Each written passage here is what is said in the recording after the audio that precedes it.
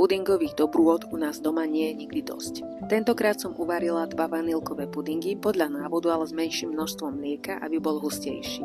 Do horúceho pudingu som ešte pridala 50 g masla a nechala rozpustiť. Potom som puding za občasného premiešania nechala úplne vychladnúť. Medzi tým som zo smotany vyšľahala 1 šľahačku a v miske som rozmixovala 1 tvaroh. Do neho som potom po lyžiciach pridávala vychladnutý puding a premixovala. Do zmesi som ešte zľahka zamiešala šľahačku a dala do chladničky.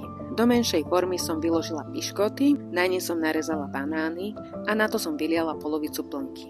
Potom opäť piškoty a banány a zvyšok plnky.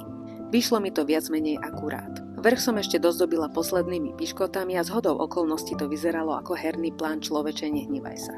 Koláčik treba nechať aspoň 24 hodín v chladničke a skvelý aj s čerstvými malinami. Tak dobrú chuť!